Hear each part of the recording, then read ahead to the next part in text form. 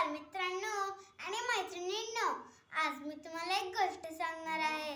तुम्ही नक्की ऐकाल ना? चला तर आपण सुरुवात करूया. पहिला मी माझ्या गोष्टीचे नाव सांगते. माझ्या गोष्टीचे नाव हत्तीला शिकवलेला धडा. एका जंगलात एक मोठं वडाचं झाड होतं. त्या झाडावर चिमणा चिमणीचे घरटे होते. तेव्हाच एक दुष्ट हत्ती तिथून जात होता आणि त्याने ती फांदी हलवली आणि ते घरटं खाली पडलं आणि त्याच्यातली अंडी फुटून गेली.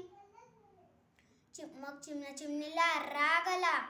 ते दोघं आपल्या मित्रांकडे गेले.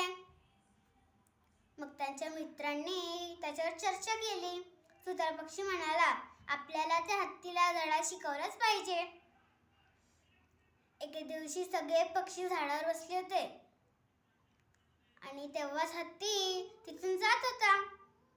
तेव्हाच मधमाशी आली आणि त्याच्या कानाजवळ गेली आणि ती गाऊ लागली. आणि हत्ती आपले डोळे बंद करून ते गाणं ऐकू लागला. तेव्हा सुतार पक्षी आला आणि त्याच्या सोंडेवरच बसला आणि त्याने आपल्या चोचेने हत्तीच्या डोळ्यांवर हल्ला केला. आणि मग हत्ती जोर जोरात ओरडू लागला. तेव्हाच त्याला बेडकाचा आवाज आला.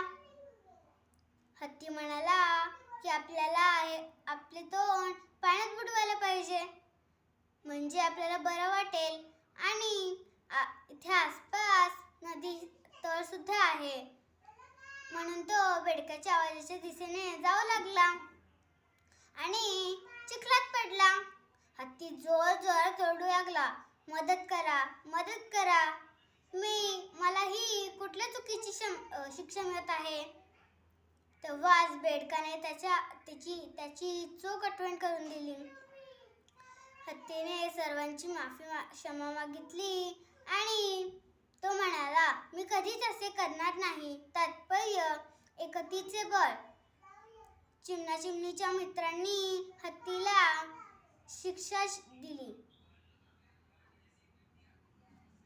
जर तुम्हाला ही गोष्ट आवडली असेल तर लाईक, शेअर, सबस्क्राईब नक्कीच करा.